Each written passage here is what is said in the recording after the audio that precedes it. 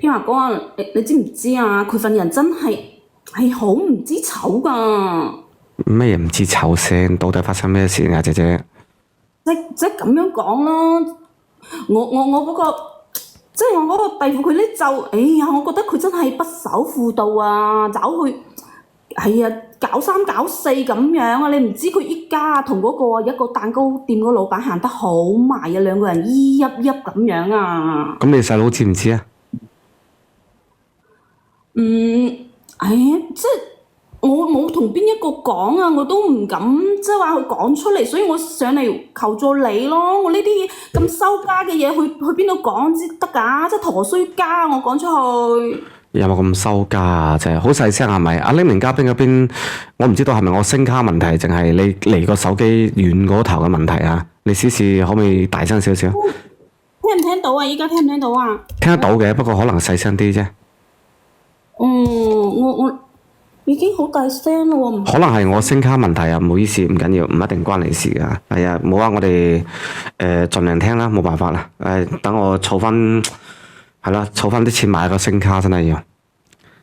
咁點啊？邊個中意個蛋糕佬啊？係咪你個弟婦中意個蛋糕佬？係啊，佢兩個啊喺度陰啲咁啊，你知唔知啊？點陰法啊？我作為大姑奶，我都冇去點去講佢噶啦，都算噶啦。隻眼開隻眼閉，所以咧我就想你俾我有說服力啊嘛，我想你幫我教育下佢啊，等佢知道咩叫禮儀廉恥、遵守婦道。哎呀，真係唔係教育邊個啊？我嗰個細佬老婆啊。哦。咁我點教育啊，大佬？咁佢點樣去揾佢啊？我唔係好得閒喎，你叫我過去揾佢，我可能冇乜時間喎，姐姐。我同佢講咗啦，我叫佢都有睇你直播噶。我話你上嚟天華嗰度，我哋將件事講清楚啊，因為我講佢又唔聽，喺度扭扭擰擰咁樣。叫佢上嚟，叫佢上嚟，係。睇下有咩可以幫到佢啊！幫我點點讚先，各位啊！個數據比較差啊，幫我關注下天華，未關注天華朋友關注下天華，幫手點點讚先，上個燈牌啊！大佬入嚟幫我點個燈牌得唔得？51折啊，送個燈牌俾我得噶吧？走做數據先啊！多謝大姑奶啊！唔知咧，聽佢未發生咩事先？咁你意思係咪你而家想嗌你姑仔入嚟係咪？我細佬老婆啊！阿弟婦，多謝華華，阿弟婦，係，我同你講，天華哥，你聽我講先啦，真係㗎，佢份人啊，真係嫁嚟我屋企咁多年啊，真係不守婦道咯。你睇住佢不守婦道嘅，你同佢住埋一齊嘅咩？你又知？淨係你細佬講嘅咧？我嫁得近啊嘛，成日都見到佢。見到佢做咩嘢咧？咁你見到佢同個男人搞埋一齊啊？係啊，你知唔知啊？我去嗰度蛋糕店度，去嗰度專登睇下佢喺度做乜嘢，炸地話學人做麵包啊，同嗰個麵包佬喺度猜嗰啲麵粉啊，又話哎呀大力啲啦，呢個力度又唔啱啊咁樣，兩個喺度真係又話咁猜麵粉啫，咁又唔一定搞埋一齊，咁搞都係搞嗰嚿麵粉啫，係咪啊？你見到嘅喺個麵包鋪有咩可以做啊？各位，我都去過麵包鋪啊，我都中意食麵包噶。咁人哋猜個麵粉猜大力啲有乜問題咧？又咁人哋師傅教徒弟啫嘛。咁使唔使咁啊？天華哥，手捉住個手嚟教啊，男女有別噶嘛，喺度真係挨身挨世咁樣啊，講啲嘢又難聽，幾不閉啊！咁有時候咁挨身挨世咁。嗱，呢個我唔懂啊，教整蛋糕，我就聽落去好似各位係咪？我覺得有咩咧？好似我覺得冇乜問題嘛，各位，你哋覺得有冇問題啊？1400幾個朋友答我。咁一個蛋糕師傅教個徒弟猜下麵粉，咁你有時候靠近少少，好似都正常吧？係咪啊？冇辦法喎。咁你而且人哋係大庭廣眾嘛，佢又咪陰啲匿埋一齊，係咪啊？哎呀，天華哥，你真係唔知，你冇見到啦！我細佬直情係青青草原添啊！你直情係有嘢，佢直情就出去勾佬，唔使講。你睇，天華哥，你幫我睇下嗰個檔褲連咗上嚟未？我叫咗佢噶啦。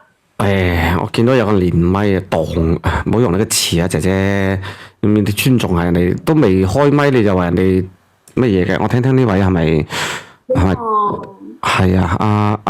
邊個當姐姐係咪啊？叫做咩啊？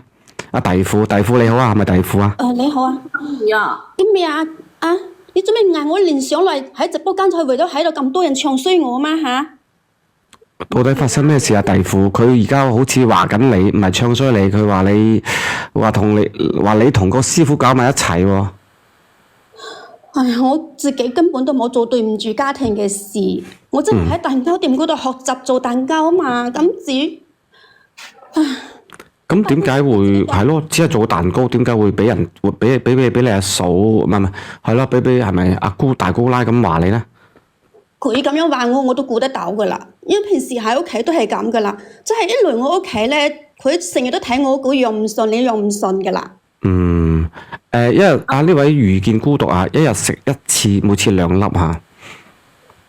咁睇你唔慣啊，咁佢咩原因咧？你同佢關係咁差嘅咩？佢啊，啲牙膏你知唔知啊？呢個檔戶啊，佢自己勾佬佢都唔承認啊！阿黃敏儀你自己啊做咗咩？你自己知啦！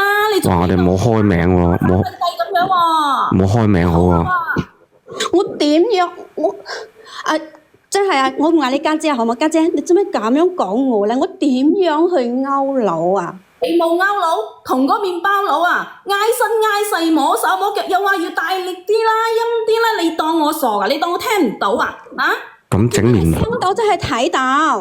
咁整麵包啫，阿大姑啦整麵包啫。我都唔明白你，聽到真係睇到。我同你講前幾日阿妹生日，我去蛋糕度唔係去攞個蛋糕嘅，我啱啱見到你兩個啊，你同嗰個老闆啊喺度親密到我都講唔出口啊！真係捉住你隻手又話乜嘢啦？哎呀咁樣啊，要用陰力㗎，乜嘢啊？插咗喺你身上未？搓喺你身上。用79+2啊，一日食一次食2粒啊，夜晚臨瞓前食啊。小娟姐姐唔開播，幫我點讚關注下添話。咁嗰都係表面嘅嘢啫，點解咁緊張咧？咁佢去學下整蛋糕做烘焙好平常嘅事啦。你都唔知本身都係啊嘛，佢係教我點樣去搓啲麵粉，點樣教我出力，根本都未佢講咁乜嘢，你知唔知啊，天華哥？咁但係我好奇佢點解會喺隔離聽得到佢出力啲咧整蛋糕咧？係佢自己講誇張。但係問題啊，大姑啦，你喺隔離乜？唔通你望及住佢哋啊？淨係你喺度偷睇啊？咁我肯定及住佢都正常㗎，我睇佢有冇做啲對我細佬唔住嘅嘢，咁啊憑我女人嘅直覺係人都知啦，嗰個男嘅肯定就對佢起晒痰啦，知唔知啊？你有冇作大啊？佢喺邊度教啊？你點及到人哋喺度教整麵包啊？麵包房唔係咁隨便俾你入啊啫。我都話我去攞個蛋糕啊！嗰日訂咗我侄女佢生日，我去過去攞個蛋糕啊！蛋糕你都喺店面啫，咁佢猜麵粉咁都俾你及到啊？你專登係嘛啫？你話專登又好，乜嘢都好啦，反正我就覺得佢兩個有路，我肯定就要裝下佢，唔係真係點知佢做啲咩啊？你知唔知啊？之前啊，落班翻屋企都好正常噶，早翻嚟啦。依家每次翻屋企都3更半夜，成11、2點先翻嚟。你話咁夜佢做乜嘢啊？我連多個女士上嚟穩陣啲啊！咁點解咁緊要咧？係啊，點解咁緊要咧？我冇咁激動，我問一句，你哋答一句好冇？你除咗見到佢哋猜麵粉，仲有冇見到其他嘢啊？咁有冇係咯？有冇錫啖啊？有冇拉手仔啊？我見到都咁樣，我見唔到佢，點知佢哋做乜嘢？嗱，唔好咁激動，解決問題。咁佢即係個老闆叫佢猜大力啲啫，唔好叫佢鋤大力啲，係咪先？我懷疑佢都係身痕，都係嗰度乜嘢㗎啦。你冇證冇據就冇亂講好冇？你咁樣真係唯恐天下不亂㗎。我有邊個出嚟做嘢冇接觸過？即係圈子係冇男嘅，好撚正常㗎。哎呀，你老公見到有男人捉住你手，係咁叫你咁猜，你話啦？你老公肯唔肯啊？咁問題唔係佢老公咧，問題係你睇到啫，姐姐。咁佢而家除咗咁，佢嘅麵包鋪都係喺公眾嘅場所啫，冇乜問題吧？佢嗰度成個廚房咁樣㗎，你唔翻去睇都睇唔清㗎。佢哋匿埋喺度做乜嘢都冇人知啦，何況收咗工啊，去邊個知道佢啊？真係唔係啊，家姐你做咩？真係唔要面㗎！阿家姐，你講話真係都過分多啲啊嚇！你平時三頭兩日翻來我屋企同揾阿媽講，我講三道四我都唔講你，我心度都明白，我唔出聲，我成日忍住你㗎啦。你依家仲喺度講啲嘢？我得呢位朋友成日乾膠囊，一日食一次，夜晚臨瞓前1次2粒啊！有冇聽到？因為有2個朋友問我，我不得不上一上車先答，因為唔係抖音會提示我嚇。係咁樣食法啊！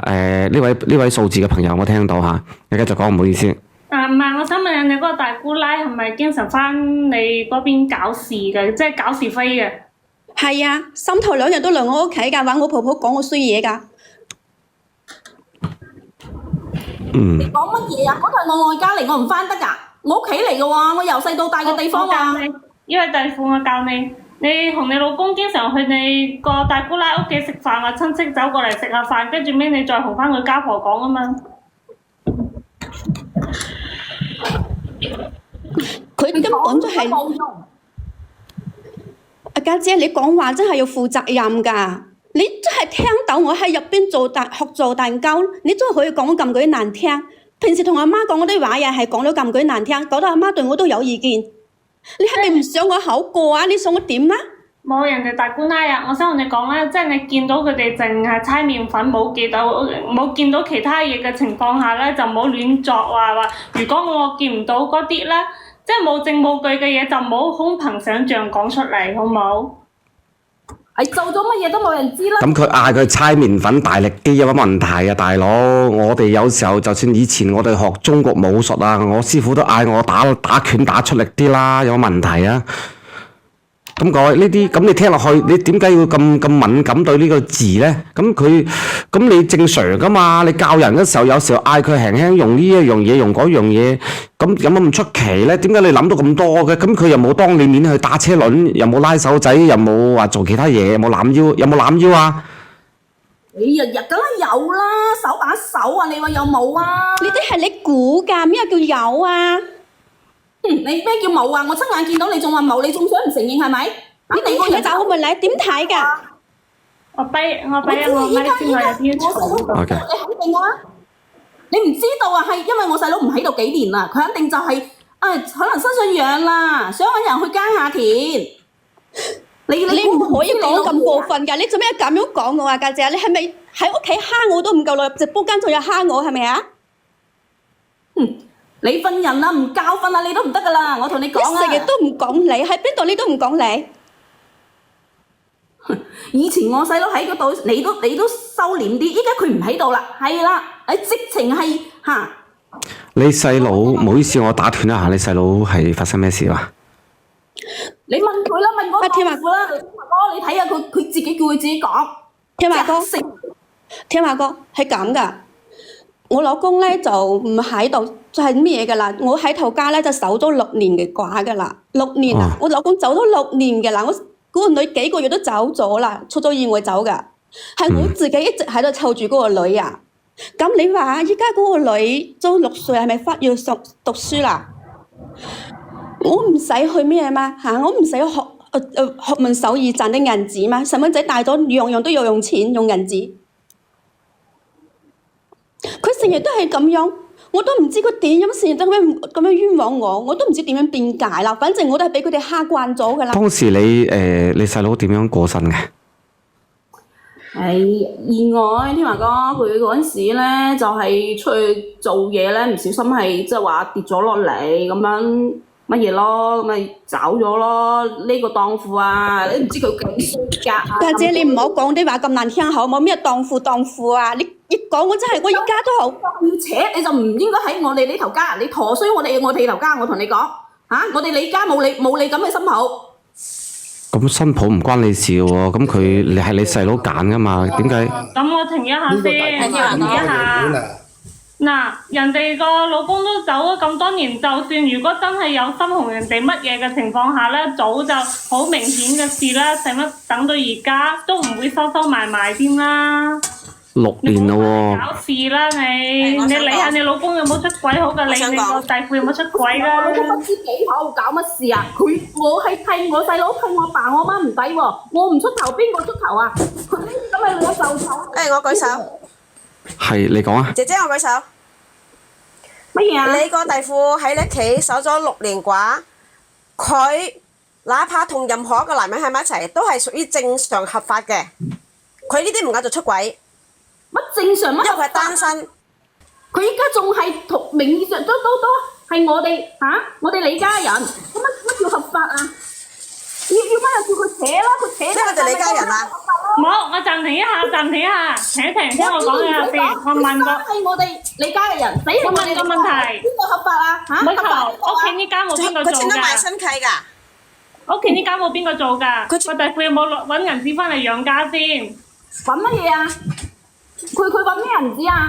佢都係我阿爸我阿媽攞銀紙出嚟同佢養個女啊！佢因為弟父係咪啊？咁嗰唔係啊，咩佢出個係咩？嗰個女係跟你細佬姓嘅喎，跟你姓嘅喎，係你哋屋企啲人喎。老實講，呢個弟父佢真係可以呢個弟父真係佢隨時可以走㗎。我覺得佢好犀利㗎，可以喺屋企同你守咗6年寡，照顧你兩個，照顧你父母。嗰個女係佢個孫女，好了不起㗎啦！爺爺嫲嫲養佢係啱㗎。根本都未爺爺嫲嫲養，好唔好？好似嘛，想嚟就嚟，想走就走啊！想創佢心啊佢以為佢係邊個啊？咁你想點啊？咁你又係邊個先？你嘅身份係咩嘢先？點啊？我但係驚個弟父出面有男人，唔揾銀紙翻嚟，兼且咧離開冇人做家務，係咪啊？冇錯，佢而家驚個弟婦嫁咗出去之後咧，冇人照顧佢嘅爸阿媽。哇！你哋唔好講到咁弟婦，我想問下咧，姐姐離開呢頭家啦，呢個我想問大你咁犀利，你離開嗰頭家就得㗎啦。一個二個喺度教壞人啊！乜嘢？其實我想問一下咧，你家婆係點態㗎？呢行就俾佢搞到亂晒啦，就俾佢搞到依家多次對佢有意見咯。呢個弟婦，我想問下咧，當時你先生走嗰時候攞咗幾多賠償啊？我唔知㗎，冇同我講啊。啊？然之後啲錢就係佢哋揸住㗎，冇俾我㗎。點解會唔啱數喎？點解唔係應該轉俾你嘅咩？佢話啲錢銀紙係留住俾細蚊仔翻學用㗎，我都冇講乜嘢啦。但係你知唔知我大哥姐成日都係將咁就唔存在。呢個弟婦聽我先。嗱，咁如果錢冇過你弟婦手上，咁啲錢放喺你阿爸阿媽、你屋企啲人身上嘅話，咁呢6年係用呢個即係你個細佬嘅錢嚟到養㗎，唔係你阿爸阿媽啲錢嚟養㗎。喂，你哋大家點解呢6年你唔走，你唔離開呢個家庭咧？佢成日都係拉我，叫我出去㗎，成日都趕我出去㗎。咁我應承到我老公㗎。會唔會俾佢啊？萬一俾咗佢走咗佬點算啊？我咁唔可能俾佢嗰啲銀紙啊！真係啊！佢憑乜嘢啊？佢係邊個啊？咁你又憑咩理佢啊？佢根本佢就唔係姓李，肯定就我。你細佬嘅賠償款，你聽我講，你細佬賠償款係一共係有可以分4個人分，一個就係你嘅弟婦，一個就係你細佬個女，同埋你阿爸阿媽4個人分，同你一啲拉楞都冇。我依家冇話要咩？我係保管住㗎喎。點解要你保管咧？點解係要你保管咧？為什麼？你答啊！如果你話你個侄女係孤零零一個人嘅孤兒嘅話，即係你作為姑媽作保管，冇人話你，但係你做個姑媽，人哋仲有阿媽喺度，關你鬼事啊！阿弟婦，咁你點解要你又要交俾佢保管咧？你有冇小朋友？幾個小朋友啊？冇啊！佢就話啲銀紙咧留住俾細蚊仔翻學用㗎。講我幾人？我停下先，人哋弟婦啊，其實咧你唔係一個計較嘅人，係一個冇乜所謂嘅人。既然佢哋咁同你計較咁乜嘢嘅情況下，你真係採用法律行動追翻你老公啲賠償款翻嚟。我係啊，佢家人嚟俾面。我根本都爭唔到太善良、佢。太冧啊！太容易俾人蝦啦。係啊，佢係嗰種好冇所謂、好容易俾人蝦嘅人。阿弟婦有幾個小朋友啊？等下先，我問下弟婦有幾個小朋友真係啊？好善良啊！阿弟婦，你哋有幾個小朋友啊？同個前夫一個小朋友，一個小朋友，咁你平時小朋友嗰啲支出係邊個支出嘅？你啲支出有時候我自己咩啊嘛，我都冇咩銀紙嘅啦。支出有時佢哋出啲，咁我以前咧自己都有存都有啲銀紙，咁你咪攞出嚟用咯。而家你又去打工，咁亦都係去揾啲工資係咪？再係因為佢成日咁樣，我大哥姐成日趕我出去，所以我真係諗住去學一門手藝。性咁樣為我哋將來打算嘅。你睇下，我出去做嘢嘅，將我個性咁樣話，我同嗰個老細點樣。哇！你唔使喺度扮晒嘢，唔使成日流啲落兒嘅眼淚博同情啦，你阿黃敏儀，我唔知你嗰老嘢咩？講到你真係啊，呢個敏儀，我想問下咧，你外家有咩人喺度㗎？同埋係咪你外家係咪本地㗎？同佢隔咗比較遠啲嘅，唔同一個市嘅。咁我當時呢6年，你有冇諗過話要離開呢個家庭啊？我冇諗過離開呢個家庭，因為我同我老公應承過，我老公咧好好將嗰個女湊大咁樣㗎。因為我老公對我都好好㗎。離唔離開個家庭呢一個唔關大姑奶嘅事喎，已經唔關呢件事喎。單身係你大姑奶咁刻薄，你唔離開呢有婚個家姻自庭，由，有揾女朋友、男朋友嘅自由。快離開啦！依家住嘅地方，我問下弟婦同埋阿大姑啦，咁佢自己住嘅地方到底間屋係邊個嘅？係我爸我媽嘅咯，佢住喺呢度，都食我爸我媽嘅住又係。咁我自己我間我中意幾時翻，幾時輪得到佢嚟啫？唉，真係咪啊？你話聽話，我哋話係咪啦？呢個弟婦啊，係弟婦，我俾個建議你嚇，俾到我嘅話咧，我會帶住個女離開呢個家庭，呢個家庭唔值得你去付出。因為個個都喺度蝦你，蝦到你冇掟走。哪怕你想追求你，我相信你依家係冇另一個男朋友。但係你喺呢家庭咧，你係冇可能再會有機會揾第2個男朋友噶。即係除咗你老公之外，你依家單身啊嘛，你係冇可能再揾到嘅，因為有呢個大姑奶喺度搞屎搞棍，你係冇太平嘅日子過噶。我建議你係離開呢個家庭。唔係嗰間屋到底係即係間屋係寫住？間屋係寫住個阿爸阿媽嘅名嘅，就老公嘅名就唔係老公嘅名嘅。係阿爸阿媽名嘅。咁你一路都喺度住，以前一路喺度住，你哋自己你兩公婆之前兩公婆冇買屋嘅係咪？冇啊，賺啲銀紙基本上都係俾家用啦，俾咗佢阿爸阿媽啦，加埋以前我哋兩個同我老公都好聽阿爸阿媽話嘅。咁呢6年時間你唔離開嘅原因係你自己決定嘅，定係你覺得係即係想喺度守住啊咁樣咧？開始係我好似我受住應承過我老公，我話我唔走，好好湊大一個女咁樣。咁你仲想點咧？一個女人嘅青春，你走唔6年嘅青春，一個女人6年嘅青春喺邊度揾啊？哎呀，佢呢個嗱，你離唔離開呢個家庭咧，同你湊唔湊大個女咧係兩碼事嚟嘅。走啦係嘛嚇？你離開呢家庭，同樣你都可以湊大個女㗎。我舉手，華哥。係。阿華哥，我舉手啊！我同阿弟婦講啫，弟婦攞起法律個武器維護自己，因為你老公個賠償金係點計嘅咧？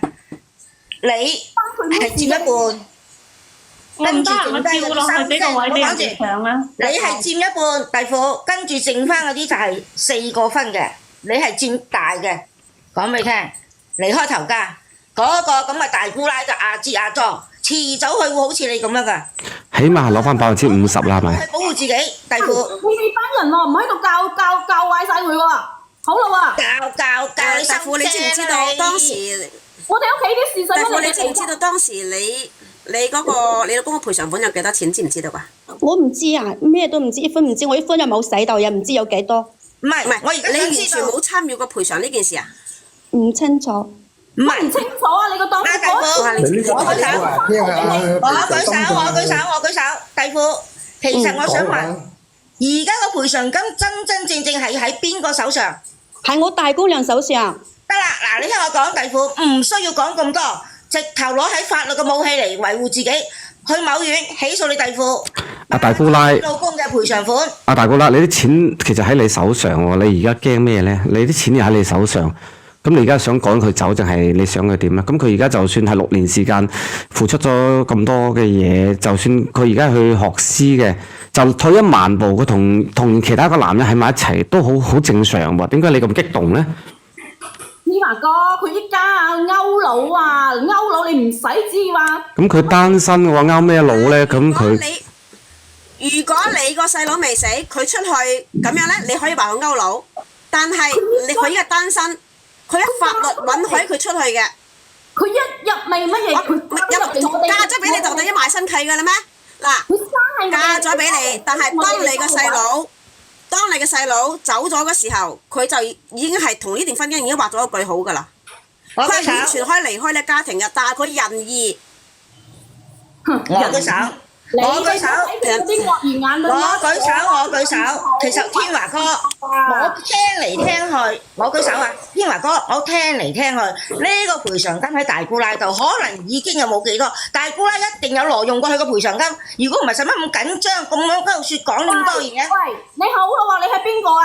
你邊隻眼睇到我啊？哎呀，真係啊！唔係阿大姑奶，咁我問下你先，咁你攞住，你點解要攞住啲賠償款呢？呢個賠償款按道理應該喺你弟婦嗰度放住嘅喎，唔應該喺你手上放住嘅喎。哎呀，啲人講佢萬一佢跟，萬一咁都唔關你事㗎，萬一都唔關你事㗎。呢件事係同你冇乜關係喎，姐姐。天華哥啊！我細佬唔喺度，我阿爸我媽咁老，哎呀，咁樣我肯定就要，佢而家就係驚，肯定就要揸住。佢而家就驚我弟婦揾咗有第二段婚姻之後咧，就離開呢家庭，就冇人照顧佢嘅阿爸阿媽。佢而家就係最驚係呢一樣。佢食晏。阿夕陽，你同客服講講啊！啊，夕陽，唔好拗啦，弟婦拗咁多冇用。你阿媽係咪你照顧佢啊？叫佢依家可以請㗎，我冇話佢但佢可以請㗎。你係可以請，你點樣？你成日都係嗌我請，成日嗌我請，你嗌我請又嗌我淨身出戶，咁係乜嘢淨身出戶啊？嗱，正唔正身出戶唔係。新哥係。你哋正唔正講身出咁耐，戶唔係佢話事，你係仲未法律聽明白？嘅問題。我建議你真係你。但係為咗佢係為咗呢筆，即係呢筆錢應該係使到七七八八㗎啦。邊個都話咗啦，就揾呢種理由趕個弟婦出去之後，佢冇辦法去追回㗎嘛。揾呢種咩理由啊？我係懷疑佢將啲錢使到七七八八嘅，因為佢成日都唔做嘢㗎，佢冇做嘢所以㗎。佢用呢種手段之後，佢就可以其他嗰啲錢就可以袋落自己個袋用晒之後。阿Sam哥點睇？Sam哥，喂，你哋班人真係好諸事八卦㗎喎，邊隻眼睇到我挪用咗啊？你哋啊嚇？你我哋更諸事八卦都唔會好似你咁八卦，因為你阻住人哋尋求幸福。你幾時上過班啊？我老公養得起我你使錢大手大腳，你又唔上班，我有銀紙，我成日嗰個細蚊仔都唔湊，攞個禮俾嗌阿媽同你湊。我舉手，嗱，弟婦你喺度拗咁多冇用嘅，攞起法律武器保護自己，攞翻應得嘅賠償款就得啦，唔使理。你去某一個大姑媽一定要攞翻啲錢出嚟嘅。你聽我講咁多冇用，啱啱冇用。你嚇萬字都唔識得改，你教人呢樣教人嗰樣。我係教正，我係教三觀正嘅人。你係教唔正確，扮人嘅賠償款。乜叫扮？唔使講咁多嘅弟婦。啊，你真係唔使講，直頭就去口院。其實咧，嗱，我哋唔好同呢個潑婦嘈，佢擺明係使晒人啲錢。第一，打弟婦。阿爸哥，你擺佢咪先，我擺佢咪先。我想同呢個弟婦傾一傾，你擺到佢咪先。嗱咁啊，你等下先，嗱咁樣，阿大姑你等等先啦。你既然上嚟想解決事情嘅，或者聽聽大家嘅意見啦，睇睇事情係點樣啦。星哥你講啊，星哥。首先呢筆錢同你做大姑嘅一毫子關係都冇，你憑咩去攞人啲錢？嗰個係人哋老公，你嫁咗出去，你細佬唔關你事。至於佢偷唔偷，佢拍唔拍拖，佢偷唔偷食，人哋係單身，你個細佬已經死咗啦。人哋幫你啊！如果換到你老公死咗，你會唔會守6年寡？你壓住一串又唔啱，呢筆賠償錢人哋做老婆係佔大部分，跟住到你父母、你仔女，同你一分錢關係都冇，你肯定使晒人啲錢。嗱，大夫，你首先呢筆錢呢，你可以查到，可以查出嚟賠咗幾多，跟住即刻起訴，唔好拖，佢冇權攞你啲錢。可以。你行法律武器，你唔好俾面佢，佢太過軟弱，你飯都冇企，你為子冇企，冇飯都冇食，你咁軟弱，人哋擺明係唔好教壞晒佢喎。阿大姑奶，不如咁啊，你直接你老實少少啊。你覺得即係到底嗰啲錢而家仲喺咪你手上，有冇使咗？你咁緊張，其實你點解6年時間喎？你唔覺得你呢個弟婦真係算係咁噶咯喎？第一個佢冇正式出邊因為拍拖啊揾男人；第二個咧，佢孝順翻父母養小朋友；第三個咧，嗰啲錢佢好似從來冇同你去計較過喎。6年時間啲錢仲喺咪度啊，大姑奶？係啊，啲人我覺得就唔喺度，應該食晒嘅。應該佢我聽嗱，我哋冷靜，我哋聽佢講好冇？我哋聽佢講好冇？尊重下佢。係啊，你講啊，大姑奶。哎呀，啲華哥，你知唔知我以前對佢都唔差㗎？係佢依家咁樣，我先你冇講廢話，你仲有幾多錢？你冇講廢話。我同你講，佢賠咗幾多錢？啲人知我都有俾過佢㗎，知唔知啊？佢老豆啊，有一年啊病咗啊，你冇講嗰啲廢話，總共賠幾多錢？依家你都食10仲有幾多錢？你問佢有冇攞過我啲銀紙？你講過嗰啲銀紙唔係你啊，阿大姑奶。你講話要攞證據啊？咩實皮啊嚇？先肯俾佢至得㗎，你話啦。大夫，你唔好同佢嘈。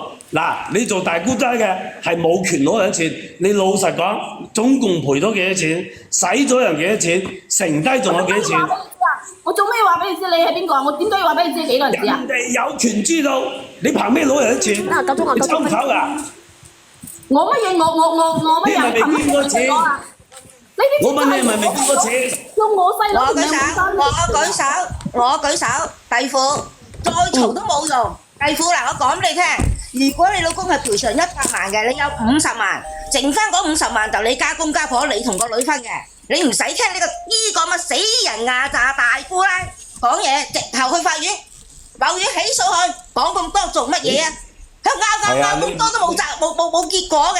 拗落去冇結果啊！直接起訴，你太過軟弱，真係嘅。雙哥，你覺得有冇結果喺度拗咁耐？不如咁啊，我先嗱，我而家問一問嗱，阿大姑奶，我先問一問你嘅弟婦先。阿弟婦，其實你而家你自己最想點樣先？我先問一問你先。你好似太過軟弱喎，呢幾年時間你錢又唔喺手上，仲要成日都俾阿大姑奶夾鬼住你。其實你內心世界你係想點嘅？其實你出邊有冇一個諗法咧？即係譬如離開呢個地方啊，然後或者係追求自己幸福嘅。我先問一問呢樣嘢先。我梗係有咁樣嘅諗法㗎啦，但係我覺得我冇咁好彩咯，咁咯，你話？我覺得我喺邊度俾人哋蝦我出去嘅話，我覺得好似遇唔到咁好嘅人咯。你意思係遇唔到咁好人係指邊個啊？對你好嗰個已經唔喺度啦。因為我俾我大姑對娘你好嗰個已經唔喺度啦。蝦慣咗，佢蝦到我驚晒啦！我覺得啲人都係好惡㗎。所以你咪要學識反抗咯。你唔得直接蝦，你學識反抗啊！你再軟弱咧，你蝕底嗰個你，首先你即刻揾個律師，直接起訴你大姑，攞翻屬於你嗰份先，以後同你家公家婆講，個女俾唔俾你帶走？如果唔俾你帶走嘅，屬於你女嗰份，你可以俾你家公家婆攞住。如果個女情願跟你走嘅，你作為一個監護人，你係有權帶個女搬出去租屋住。攞翻你屬於留翻你家公家婆嘅份，哪怕你大姑使咗嘅，嗰啲係計你家婆嘅，家公家婆嘅，直接起訴佢，你唔起訴佢，你1分錢都得唔到。佢呢個人真係講話好你唔得太軟弱㗎。你唔需要理佢呢個係法治社會，你只要起訴就得㗎。即係頭先佢話佢俾咗我10皮。我同你講，喺度乜嘢啊？教佢做乜嘢啊？嗱，我哋唔會蝦人。我哋唔會蝦人，但係我哋要學識保護自己，要強大自己，唔好俾人蝦啫。我哋呢個我哋底線嚟㗎，因為你咁樣俾蝦法咧，你真係遲早渣都冇㗎。係啊，你其實你有冇考慮過？就嗱，我建議你依家就係攞翻啲錢。泥底啊！你都唔識得反抗啊！係啊，人哋咁樣蝦你，你知唔知佢頭先講嗰句話？佢話佢俾咗。佢真係好識講到法治社會，你起訴就攞翻嗰啲錢。我舉手。我教佢查，首先你去查咗賠咗幾多錢先，呢啲都可以查嘅。查到以後，你可以揾律師去查，查完以後直接起訴你呢個所謂嘅大姑。佢如果使咗嘅，叫佢賠。嘔翻出嚟。賣屋都要佢賠俾你。你咁樣俾人踩到入泥底，你都唔識保護自己，你太軟弱啦。弟婦，我想問你一句啫，你拗咁多冇用。其實弟婦，我哋講咁耐，你有冇咁嘅膽量去起訴你大姑奶得啦？我同你哋講，你唔使講。有咁樣唔使講咁多。唔係我調翻轉問大姑奶，咁你今日練上嚟，你到底想點啊？嗱，我聽落去你弟婦又唔係話你所嘅勾佬，你而家就話佢去麵包鋪識咗個老闆，喺度摸手摸腳，咁呢件事係咪無稽之談咧？啊，你到底想點啊，大姑奶？你想佢點啊？我先問你真實嘅諗法啦。係啊，啲話哥啊，你我同你講，我你聽佢講先，你聽完阿大姑奶講先，聽大姑奶講先。啊，啲話哥，你評下你啦，我憑咩俾佢啫？佢水性楊花，正式係蕩婦嚟嘅，真係俾佢渣都冇㗎。你知唔知啲人指我細佬攞條命換翻嚟㗎？咁你而家想點？咪住先，你答埋我先。你而家你想佢點啊？咁佢既然咁中意揾男人去揾咯，揾個夠揾10個8個我都唔理佢，自己拉你錢一分錢唔俾人哋啊，華哥。我嘅仇家，你至於嗰啲人諗都唔使知諗，同我拉。係嘛？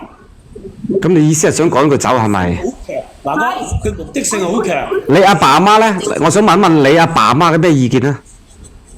我爸我媽都聽我講㗎，佢哋話咁嘅女人要做乜啦？扯！咁你細佬個小朋友邊個管啊？佢要帶走又得，放屋企我哋都會照顧佢，佢中意啦，是但啦。啊，所以可以講你哋開個家庭會議，即係意思係話想呢一個弟婦離開呢個家庭嘅。有一分錢唔俾人哋啊！正常我朋友個弟婦，咁就冇啊，咁就剩翻一條路噶咯喎，咁啊真係係咯。咁你嗰啲錢，弟婦係啊，阿 Sam 哥同阿陳平常心已經教咗你條個路噶啦，你就咁行得噶啦，唔會有錯嘅。我講一句嚇，嚇你點睇啊？咁耐，佢揸翻，聽咗咁耐，知道人哋告佢要坐幾耐監。Sam 哥，嗱，冇錯之下咧，我講埋一句嗱。Sam 哥你講啊！嚇？你講。唔係嗱，呢個大姑啊，佢唔知道你冇以為牙尖嘴利，人哋一告你，你還唔到錢，你入去踎硬幾年嗱，我同你講，呢個係法治社會，問你惡唔惡？唔係惡㗎啦，話知你使嗰啲錢嘔咗出嚟，你係冇權支配人哋一分錢，嗰個係人哋老公，你細佬同嗰啲錢與你一毫子關係都冇，你精地你。口都冇晒出嚟俾人哋，你亦都冇好聲好氣，去阻止人哋開家，唔需要講嘅大夫。嗱，我哋靜一靜先，我哋聽聽最尾連麥嗰位朋友嘅觀點先，你講咧。我聽咗咁耐咧，頭先最關鍵嗰句佢講咗出嚟啦。頭先阿天華哥問佢咁如果你係咪想我阿嫂走？佢話係，希望佢走。咁然後就問佢小朋友嘅問題，佢話佢中意帶走又得，唔帶走我都可以去理嘅。你睇下佢嘅目的只係錢。佢連佢個親侄女口口聲聲話佢細佬點，但係佢呢個係佢親侄女，佢都講啊，如果佢帶走我都可以照顧，即係證明呢個女人由始至終目的只係錢，你唔好半點親情，佢想謀晒，冇錯，佢講咗呢個弟婦走之後，以後佢嘅父母8年，嗰套屋亦都係佢，所以佢係老謀深算。上面嗰個弟婦嗱，下邊咁多評論員同你講咗咁多啦，講得嘈冇意思。既然你頭先講你有勇氣有膽量去起訴，你就行動，攞翻屬於你嘅錢。你個女唔好指意人哋幫你湊，自己去帶。既然你話你老公對你咁好，你就要將你個女好好養大。呢個就係你對得住你老公嘅唯一嘅一樣嘢。佢都唔敢，我同你講，我靚佢都唔敢。我依家點解唔敢咧？依家有咁多家人幫我就敢。我同你講嘅啦，唔需要同上邊嗰個，佢可以坐監嘅。唔需要同嗱，大家停一停先，大家停一停先。好快你個入去過年。聽講唔使嬲，唔使同呢啲咁嘅八姑去講咁多嘢。呢啲八姑同佢講嘥口水，我哋只要支持嗰個弟婦教佢，因為佢比較軟弱，支持撐佢，教佢點做就得啦。嗰個八姑講咪由佢鳩噏咯。佢噏乜未有佢鳩噏咯，而家我都話天有眼，本來呢件事咧係爛喺地底嚟，佢可以使晒啲錢嘅，佢仲唔知足，仲要上嚟捅穿呢件事。好啦，捅穿呢件事反而幫咗弟婦你一定去按照我哋教你嘅事情去走法律途徑，攞翻屬於你嘅錢。只有錢喺你手上，你先可以有資本去養育好你個女。你聽唔聽得明白？我講完啦，我依家聽明啦，我明白啦。呢班人真係好多事，人哋天華哥都冇出聲，你哋憑乜嘢啊？冇識少少。你梗係想人哋唔出事啦，霸佔人啲錢使晒。喺我呢邊啊！我冇企喺你嗰邊啊，阿大姑奶，我就問緊你呢樣嘢啦。唔好意思，我唔會企喺你呢邊，因為我覺得你攞首先呢。你唔啱規矩喎，你攞住人哋嘅錢，個錢唔屬於你嘅。就算點樣退一萬步，呢啲錢同你係完全一分錢都冇關係嘅。各位，我想問一問，細佬嘅賠償款同呢個家姐有冇關係？有嘅打個有字，冇嘅打個冇字。直播間2400幾個朋友，你哋話俾佢聽，其實到底同佢有冇一分錢嘅關係呢？就算有嘅，都係同你父母有啲關係。呢筆錢按道理係屬於你弟婦去保管嘅錢，退一萬步，呢一筆錢你嘅弟婦起碼先攞翻50%，然後剩翻嘅50%呢，由佢哋幾個去分嘅，阿爸阿媽啊，甚至係即係包括阿弟婦啊、小朋友去分嘅，同你有咩關係啊？乜春關係呢？阿大姑奶，我係聽唔明，即係嗱，你係恰呢一個弟婦唔出聲，我想問問你清明節有冇去拜你細佬嘅咧？你發夢有冇夢到你細佬咧？對唔對得住你細佬咧？我問一問阿大姑奶，嗱，好老實。不過咁講嘢㗎，聽話講，我仲以為你係個好人嚟，你咁你我好唔好人咧，就同呢件事冇關係。我唔知好唔好人咧，但係我問下你，咁我就問你答我先，你覺得你會唔會心安理得？你對唔對得住你嘅細佬咧？你細佬在天之靈。乜對唔住啫？